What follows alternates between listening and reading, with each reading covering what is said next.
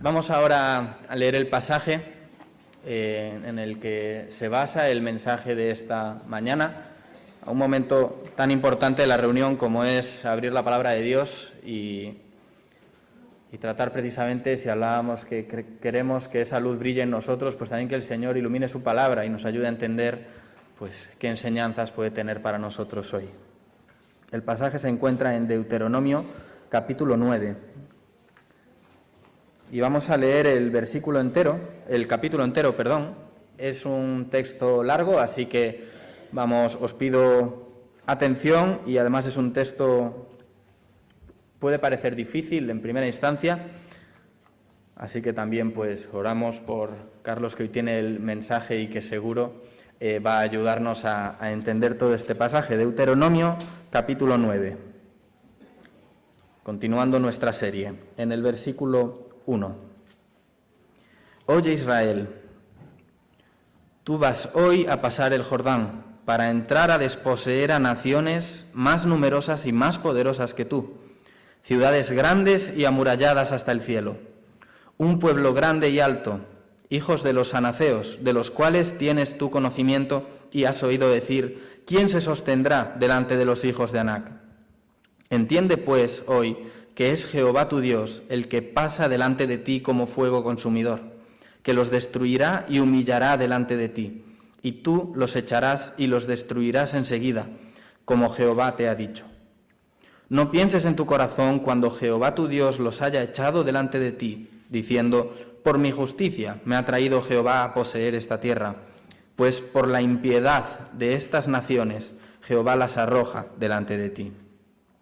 No por tu justicia ni por la rectitud de tu corazón entras a poseer la tierra de ellos, sino por la impiedad de estas naciones, Jehová tu Dios las arroja de delante de ti, y para confirmar la palabra que Jehová juró a tus padres Abraham, Isaac y Jacob. Por tanto, sabe que no es por tu justicia que Jehová tu Dios te da esta buena tierra para tomarla, porque pueblo duro de cerviz eres tú.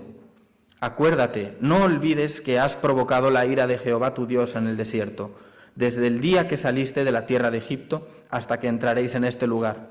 Habéis sido rebeldes a Jehová. En Horeb provocasteis a ira a Jehová, y se enojó Jehová contra vosotros para destruiros. Cuando yo subí al monte para recibir las tablas de piedra, las tablas del pacto que Jehová hizo con vosotros, estuve entonces en el monte 40 días y 40 noches, sin comer pan ni beber agua. Y me dio Jehová las 2 tablas de piedra escritas con el dedo de Dios, y en ellas estaba escrito según todas las palabras que os habló Jehová en el monte, de en medio del fuego, el día de la asamblea. Sucedió al fin de los 40 días y 40 noches que Jehová me dio las 2 tablas de piedra, las tablas del pacto, y me dijo Jehová, levántate, desciende pronto de aquí, porque tu pueblo que sacaste de Egipto se ha corrompido. Pronto se ha apartado del camino que yo les mandé. Se ha hecho una imagen de fundición, y me habló Jehová diciendo, he observado a ese pueblo, y he aquí que es pueblo duro de cerviz.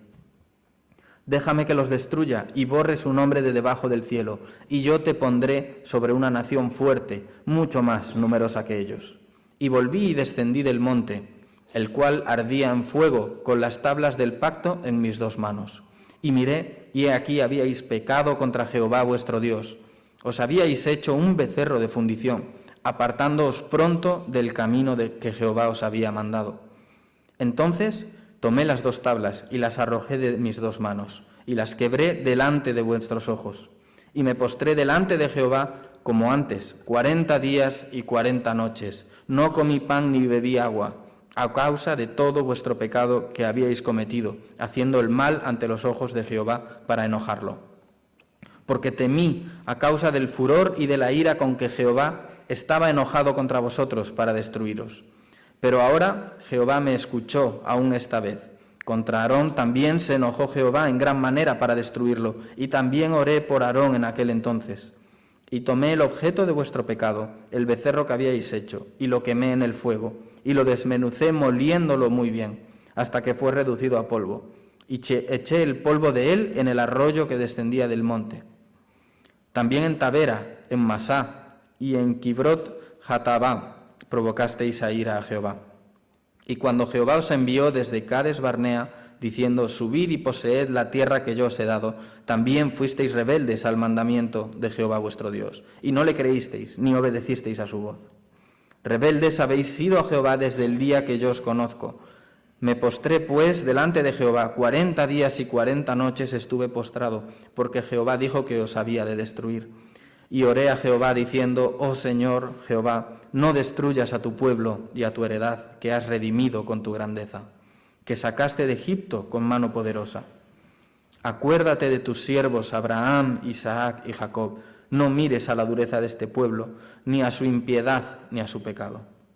No sea que digan los de la tierra de donde nos sacaste, por cuanto no pudo Jehová introducirlos en la tierra que les había prometido, o porque los aborrecía, los sacó para matarlos en el desierto. Y ellos son tu pueblo y tu heredad, que sacaste con tu gran poder y con tu brazo extendido. El tema de la predicación hoy es: Dios juzgará la maldad, pero da una segunda oportunidad. Damos paso entonces a nuestro hermano.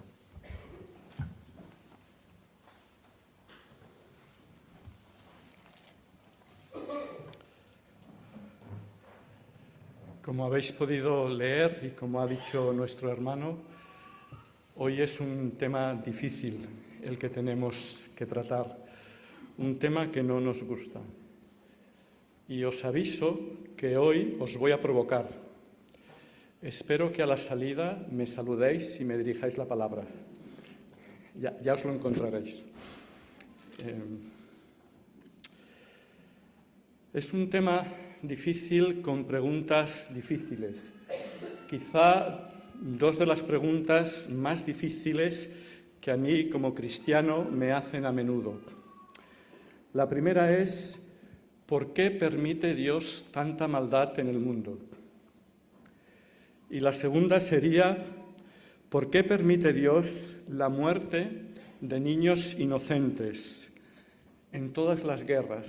Y ahora lo estamos viendo de nuevo en las guerras, cómo los niños mueren de hambre y se mueren. ¿Dios no hace nada? ¿Por qué Dios permite que esta semana hayan secuestrado a 280 niños en una escuela en Nigeria por bandas terroristas? ¿Por qué permite Dios tanta maldad? La respuesta a estas preguntas las iremos viendo, pero las contestaremos al final de la predicación. En los versículos del 1 al 5, los primeros versículos que hemos leído, vemos que Dios utilizará al pueblo de Israel para destruir las naciones de Canaán a causa de su maldad. Versículo 3 del capítulo 9. Entiendes, pues, hoy que es Jehová tu Dios el que pasa delante de ti como fuego consumidor, que los destruirá y humillará delante de ti, y tú los echarás y los destruirás enseguida, como Jehová te ha dicho. Es Jehová el que da la orden, es el que va delante como fuego para destruir las naciones de Canaán. ¿Por qué?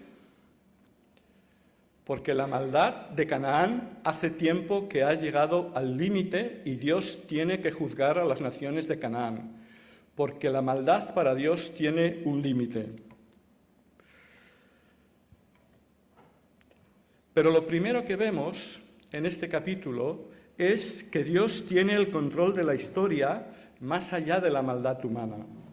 Dios obra a pesar de la maldad humana y en medio de la maldad humana para bien de los que le aman. Nos dice el versículo 5 que otra de las razones por las cuales Israel pasará a la tierra de Canaán, nos dice, es para confirmar la promesa que Jehová juró a tus padres, Abraham, Isaac y Jacob. El Señor había hecho una promesa en primer lugar a Abraham, y en su soberanía ahora llega la segunda parte del cumplimiento de las promesas hechas a Abraham. Dios le hizo, si os acordáis, que seguro que todos lo sabéis si os acordáis, Dios le hizo 3 grandes promesas a Abraham. Primero, a la edad de 100 años, le dijo: tendrás un hijo de tu mujer Sara, aunque hayas llegado a 100 años, aunque tu mujer sea estéril y esté en edad avanzada, tendrás un hijo y llamarás su nombre Isaac. Y Abraham tuvo un hijo de Sara que se llamó Isaac. En segundo lugar, Dios le prometió a Abraham que su descendencia heredaría la tierra de Canaán, donde ahora Abraham vivía como extranjero. Llegado el momento, su descendencia viviría en Canaán. Y ahora, en el capítulo 9 de Deuteronomio, Dios les dice que ha llegado ese momento de vivir en la tierra de Canaán.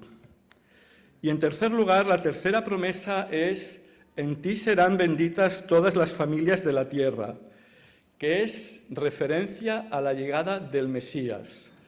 En medio del pueblo de Israel, Dios utilizaría el pueblo de Israel para que naciera el Mesías, y la bendición de Dios iría mucho más allá de Israel hasta el fin del mundo para toda la humanidad con la llegada del Señor Jesucristo, el Mesías, como nosotros sabemos hoy y lo hemos palpado a lo largo de la historia. Así que a lo largo de la historia Dios cumple sus promesas hechas a Abraham. Dios es soberano, Dios tiene el control de la historia más allá de la maldad humana. Pero en segundo lugar, como hemos dicho al principio, Dios juzga la maldad de las naciones cuando ésta llega a su límite. La maldad de Canaán hacía tiempo que había llegado al límite permitido por Dios. Canaán vivía en medio de la idolatría, pero la idolatría se componía de prostitución sagrada, y la idolatría se componía además del sacrificio de niños, de bebés, a sus ídolos. Y Dios dijo: hasta aquí hemos llegado.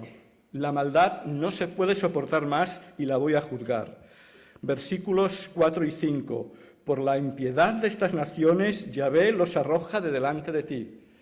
No es porque tú te lo merezcas, sino porque Dios ha decidido que ha llegado el límite de juzgar la maldad de estas naciones. Así que hay momentos en la historia que dice: basta, ha llegado el momento del juicio. Y Dios no solo a lo largo de la historia lo hizo en el caso de Canaán, sino que lo ha hecho en diferentes momentos de la historia, como vosotros bien sabéis. En tiempos de Noé, Dios dijo: hasta aquí ha llegado la maldad humana, y envió el diluvio que destruyó a toda la humanidad, excepto a la familia de Noé y los que iban en el arca. Dios decidió destruir a 2 ciudades que eran Sodoma y Gomorra en tiempos de Abraham y de Lot, su sobrino, y dijo: basta, hasta aquí hemos llegado. Y decidió enviar fuego del cielo y quemar y destruir a Sodoma y Gomorra con todos los habitantes que había dentro. Dios dice: basta. Más adelante, Dios también llegó a un momento que dijo basta a la maldad del pueblo de Israel, cuando Israel fue llevado cautivo a Babilonia, Israel con Siria y Judá con Babilonia. Cuando la maldad llegó a su límite, fueron llevados cautivos, la mayoría de ellos, durante 70 años. Y queda un último momento en que Dios dirá: basta. El mundo actual, la maldad va en aumento. El otro día lo hablaba con mi hermano por teléfono. La maldad, día tras día, lo que vemos en la televisión, es terrible cómo va en aumento.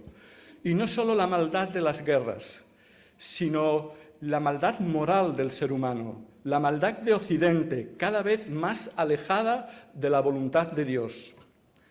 Llegará un momento en que el Señor Jesucristo vendrá por segunda vez para instaurar su reino en la tierra y dirá: basta, hasta aquí hemos llegado, y juzgará al mundo con justicia, pero también Él librará a aquellos que han confiado en Él como Salvador y Señor, que ha muerto por ellos y nos ha regalado su justicia.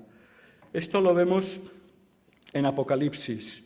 Apocalipsis lo leí el otro día y digo: mira, creo que el Señor lo ha puesto delante para que os lo lea. Capítulo 11, solo unos pequeños versículos.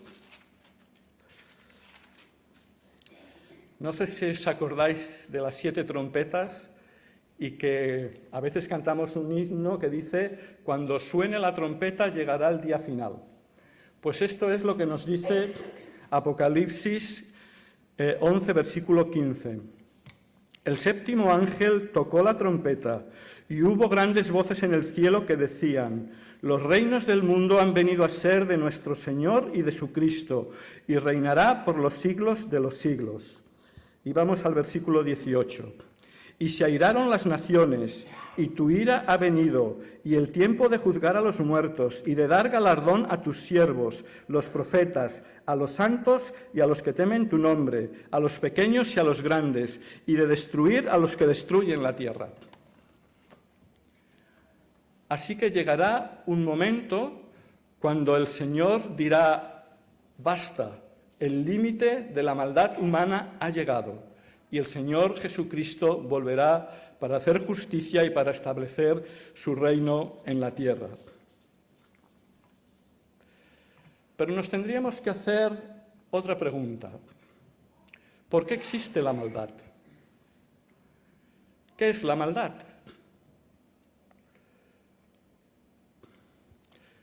Existe la maldad porque vivimos en un mundo moral, porque existe el bien y existe el mal. Dios ha hecho al hombre y a la mujer a su imagen y semejanza, y le ha dado libertad para escoger hacer la voluntad de Dios y obedecerle, o desechar a Dios y desobedecerle. El ser humano puede escoger entre el bien y el mal. Es libre y responsable para decidir. Lo que está claro es que Dios está alineado con el bien, es un Dios 3 veces santo y que no soporta y no puede ver el mal. Por lo tanto, el bien o el mal no lo determinan las leyes humanas. El hombre y la mujer están hechos para relacionarse con Dios en una relación de amor y de obediencia como unos hijos con su padre. Igual que los padres llevan a sus niños de la mano derecha para que no los atropelle un semáforo si quieren atravesar en rojo y les dice: para, que está en rojo. Y el niño que va cogido de la mano de su padre para, pero el padre lo hace por su bien, para que no le atropelle un coche. Pues nuestro Padre Celestial ha dado unas leyes morales para bien, para que no seamos destruidos, para que no hagamos el mal y el mal vaya contra nosotros. La obediencia está basada en los 10 mandamientos que, como hemos leído, Dios dio a Moisés en el monte Sinaí. Que los 10 mandamientos los podéis leer en Éxodo 20, no los vamos a leer ahora, pero el Señor Jesús los redujo en 2 mandamientos. Amarás al Señor tu Dios sobre todas las cosas y amarás a tu prójimo como a ti mismo.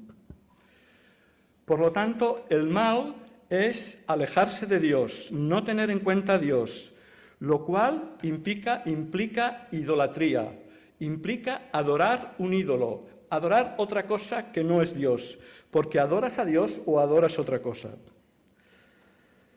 Y la idolatría implica el crecimiento y el desarrollo de la maldad en el mundo, porque Dios está alineado con el bien y con la santidad. En tercer lugar, el pecado del pueblo de Dios de Israel, que es de los versículos 6 al 29. Dios le dice a Moisés que el pueblo de Israel, y Moisés se lo dice al pueblo, que es un pueblo de dura cerviz, rebeldes, terco, duro, obstinado. Versículo 6. Por tanto, sabe que no es por tu justicia que Jehová tu Dios te da esta buena tierra para tomarla, porque pueblo duro de cerviz eres tú. Pueblo duro de cerviz eres tú. Versículo 7, se lo vuelve a decir: acuérdate, no olvides que has provocado la ira de Jehová tu Dios en el desierto, desde el día que saliste de la tierra de Egipto hasta que entrasteis en este lugar, habéis sido rebeldes a Jehová. Pueblo de dura cerviz, pueblos rebeldes. Y se lo vuelve a decir al final en el versículo 24. Rebeldes habéis sido a Jehová desde el día que yo os conozco. Es lo que está diciendo el Señor al pueblo de Israel. ¿Cómo es posible? Dios los había liberado de la esclavitud de Egipto con gran poder. Habían visto las 10 plagas de Egipto para que ellos pudieran salir. Los había hecho atravesar el Mar Rojo en seco por un camino en medio del Mar Rojo, y luego el ejército de Faraón fue destruido cuando quisieron pasar el Mar Rojo y se ahogaron todo el ejército de Faraón, y el pueblo de Dios, que había sido esclavo durante 400 años, fue liberado. Dios los condujo por el desierto por medio de la nube que los conducía por el desierto, y les dio el maná para comer cada día, los alimentaba cada día. Habían visto el poder de Dios a su favor de manera continua y sistemática. Sin embargo, hace 40 años, cuando Dios les dijo que entraran en Canaán a conquistarla, fueron unos espías a espiar la tierra y vieron que había algunas zonas que había unos soldados que parecían gigantes, que serían imposibles de conquistar. Y cuando volvieron dijeron que no, que aquello era imposible. Y el Señor los castigó por su incredulidad y por su desobediencia a permanecer 40 años más en el desierto. Pero es que además la desconfianza, la incredulidad, la desobediencia, la dureza de corazón, finalmente los llevó a la idolatría también. También cayeron en el pecado de la idolatría. Cuando Moisés subió al monte Sinaí, en Horeb, para recibir las tablas de la ley con los 10 mandamientos, al ver que pasaban los días y que Moisés no bajaba del monte, decidieron hacerse un becerro de oro. Cambiaron el poder del Dios invisible que los había protegido, que los había guardado con tanto poder, y lo cambian por un becerro de oro. Y empiezan a adorar un becerro de oro. Dejaron al Dios verdadero que los había cuidado para adorar una imagen como los demás pueblos de alrededor. Y además el Señor le dice a Moisés que no fue la única vez que fueron rebeldes, sino que hasta 4 veces más habían sido rebeldes todo el tiempo que estuvieron en el desierto. Nos lo dice los versículos 22 al 24. También en Tabera, 1, en Masá, 2, en Kibrot Hatabá, 3, provocasteis a ira a Jehová, y en Cades Barnea, cuando no quisieron ir a conquistar Canaán. Hasta 4 veces habían desobedecido de una manera tajante lo que Dios les pedía, y ahora resulta que encima se hacían un becerro de oro. No paraban de desobedecer. Rebeldes habéis sido desde el día que yo os conozco. ¿Sabéis cuál es el problema número 1 del ser humano? Se resume en una palabra. ¿Lo habéis pillado? La palabra es idolatría. Hoy en día, sobre todo en Occidente, idolatría lo llamaríamos egolatría. Porque hoy en Occidente no se suelen adorar imágenes. Pero Occidente y el mundo en general se ha alejado del Dios verdadero que se ha dado a conocer a lo largo de la historia y sobre todo en el Señor Jesucristo. Esto nos lo dice Romanos capítulo 1, versículos 21-22. Por el cual el mundo está creciendo la maldad. Romanos 1, versículo 21. Pues habiendo conocido a Dios, no le glorificaron como a Dios ni le dieron gracias, sino que se envanecieron en sus razonamientos y su necio corazón fue entenebrecido. Profesando ser sabios, se hicieron necios. Y no hemos leído el versículo 18, que quizá lo tendríamos que haber leído. Porque la ira de Dios se revela desde el cielo contra toda impiedad e injusticia de los hombres que detienen con injusticia la verdad. Porque lo que de Dios se conoce les es manifiesto, pues Dios se lo manifestó. porque las cosas invisibles de Él, su eterno poder y deidad, se hacen claramente visibles desde la creación del mundo, siendo entendidas por medio de las cosas hechas, de modo que no tienen excusa.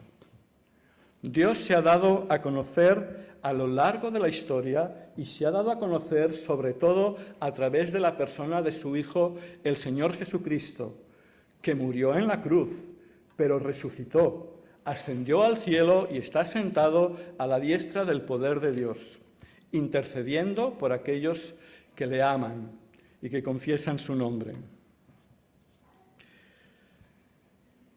¿Cuál es la idolatría de Occidente, llamada también egolatría? Vivir sin tener en cuenta a Dios, lo que promueve vivir para uno mismo, es decir, el egoísmo, el orgullo, el egocentrismo, el afán de poder, de acumular posesiones. Esto significa no amar a Dios, implica no amar al prójimo, y esto implica incremento de la maldad. Cuando la sociedad no tiene en cuenta a Dios, la maldad se incrementa. Y justamente esta semana leí un libro de un autor que me encanta, que seguramente conoceréis, que se llama Timothy Keller, que ha escrito un libro que se llama Esperanza en tiempo de temor, que habla de la resurrección de Jesús, precisamente, pero menciona cómo nuestra sociedad, sobre todo en Occidente, ha dejado a Dios y ha creado su propio Dios. Menciona a un escritor, a un pensador que escribió un libro en 1989, después de la Guerra Fría, cuando se acabó la Guerra Fría, que decía este pensador, Steven Pinker se llama: gracias a la razón, a la ciencia, al humanismo y al progreso en todo el mundo, la violencia, la guerra y la pobreza están disminuyendo al mismo tiempo que la esperanza de vida aumenta y la asistencia sanitaria mejora. Esto lo decía en 1989. Yo creo que hoy no diría esto. En el 2024 diría que las guerras aumentan, que la pobreza aumenta y que la maldad aumenta. Pero además Timothy Keller menciona también otro escritor que se llama Yuval Noah Harari, que escribió un libro en 2017 que fue un bestseller, que fue de mucho éxito, que se llama Homo Deus. Y dice este autor: no es solo que no necesitemos a Dios, la humanidad es Dios. Somos nuestra propia esperanza para el futuro, nuestro propio Dios. Esto es lo que, sin decirlo quizá, es lo que está pensando Occidente en estos momentos. Nosotros somos nuestro propio Dios, nosotros mandamos. Y les dice a las personas individuales: tú mandas en tu propia vida, que no te mande nadie, eres tú quien mandas. Total error, total equivocación. No tener en cuenta a Dios promueve la egolatría. Las guerras, las enfermedades, la violencia, el sufrimiento van en aumento. La humanidad que ha dejado a Dios está haciendo que se incremente la maldad a causa de la egolatría.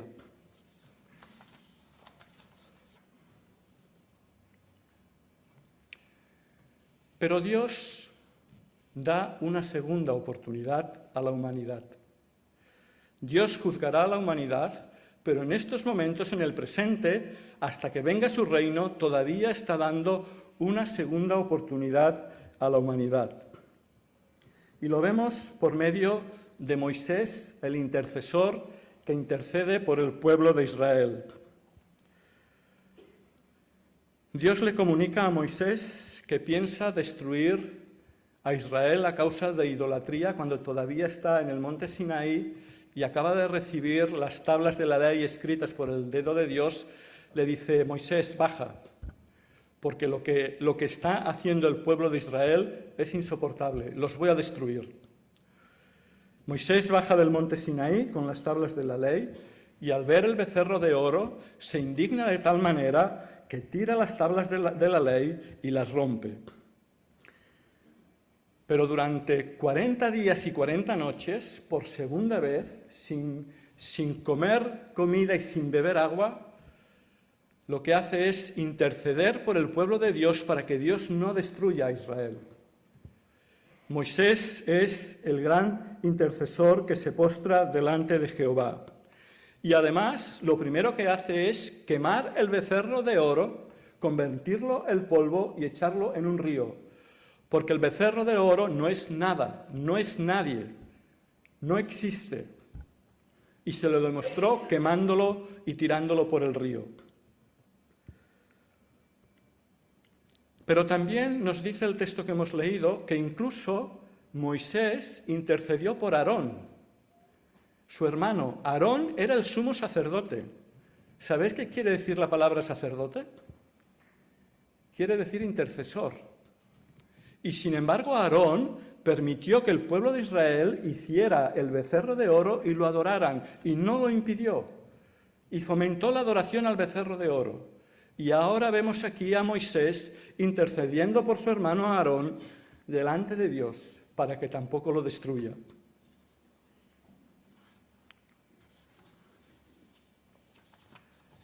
¿A quién nos recuerda Moisés? Al gran intercesor. ¿Quién es el gran intercesor? El Señor Jesucristo. Dios dio al pueblo de Israel una segunda oportunidad gracias a la intercesión de Moisés. Dios da al mundo una segunda oportunidad gracias al Señor Jesucristo.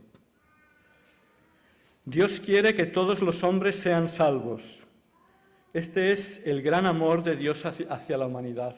Dios no quiere destruir a la humanidad a causa de su maldad. Dios quiere que los impíos se arrepientan y que vivan.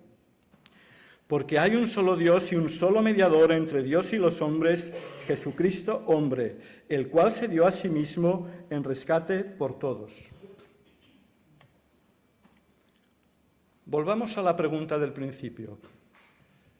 ¿Por qué permite Dios que mueran niños inocentes? Habría que responder a otra pregunta. Hace unos días a mi hijo pequeño se le ocurrió hacerme una pregunta que nunca me habían hecho. Y me dijo: papá, ¿tú estarías dispuesto a morir por mí? Y yo le dije: hombre, pues sí, con la edad que tengo, yo me voy al cielo, me voy con el Señor, si tengo que morir por ti, moriré. Dice: no, pero hay una segunda pregunta más difícil. Digo: uy, madre, a ver qué me va a preguntar. Dice: ¿tú dejarías que me mataran a mí para liberar a un delincuente condenado a muerte? Y yo le dije: ¿qué? ¿Qué me estás diciendo? De ninguna manera. El delincuente que pague por lo que ha hecho. Pues esto es lo que ha hecho el Señor Jesucristo y el Padre Celestial, que deja que su Hijo muera en una cruz con gran sufrimiento para perdonar a grandes delincuentes. Nunca lo había pensado así. Y esto es con lo que os voy a provocar. Estamos acostumbrados a decir: somos pecadores y Cristo murió por mí. Pero no estamos acostumbrados a decir: yo soy un delincuente y Cristo murió por mí. Y nos dice Efesios 1 que Cristo murió por nuestros delitos y pecados. Pecado es igual a delito. ¿Qué es un delincuente? Alguien que comete un delito. ¿Qué es un delito? Alguien que comete un acto que va contra la ley, en este caso la ley de Dios. ¿Somos delincuentes o no somos delincuentes? ¿Os provoco más o no? Que levante la mano aquellos que se consideran delincuentes.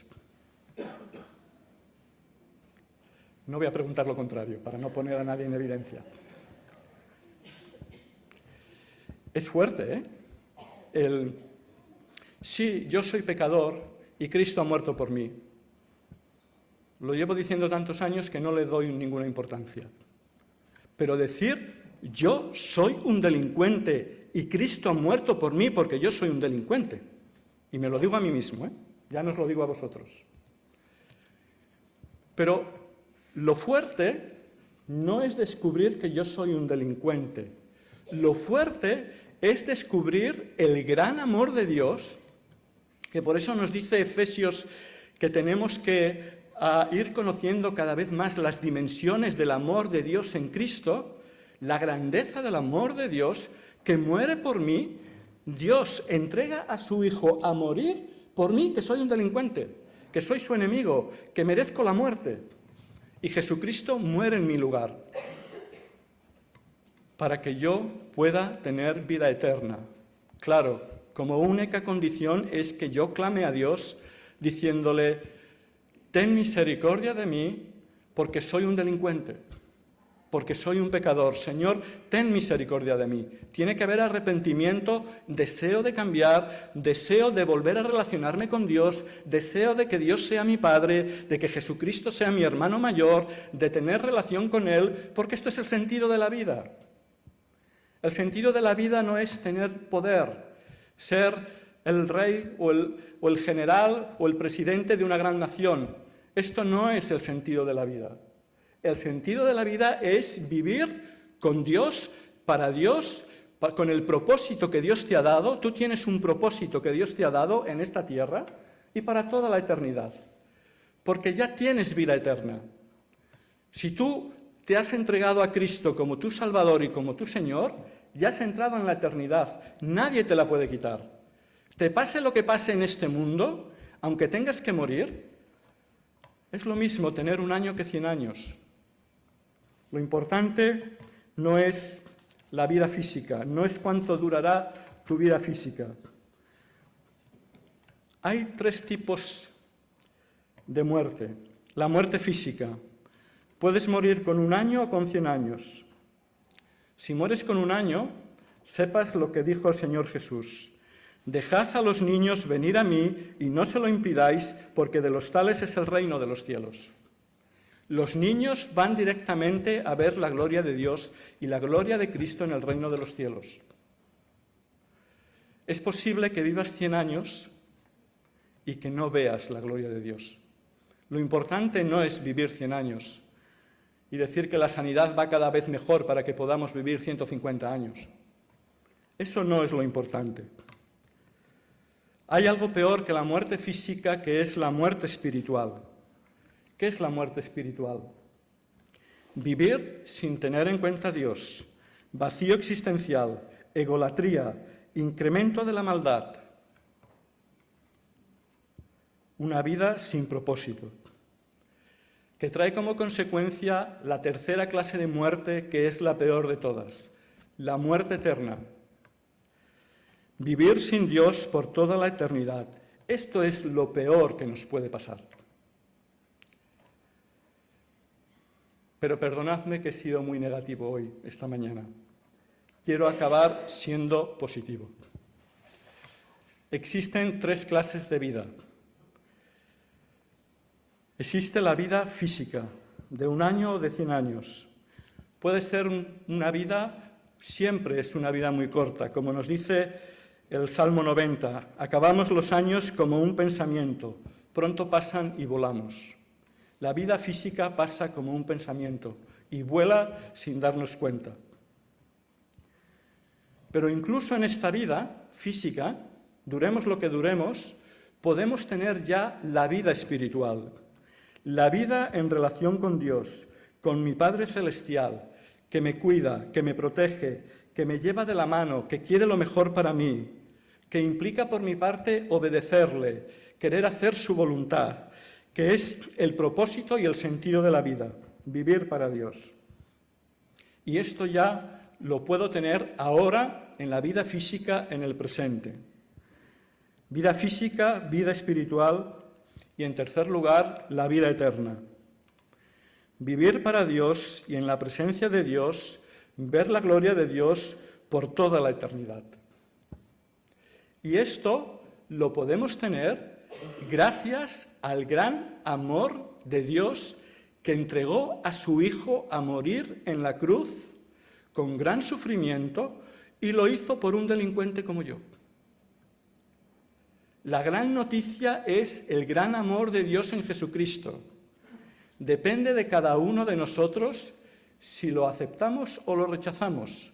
Dios nos ha hecho libres y responsables. Cada uno de nosotros elegimos.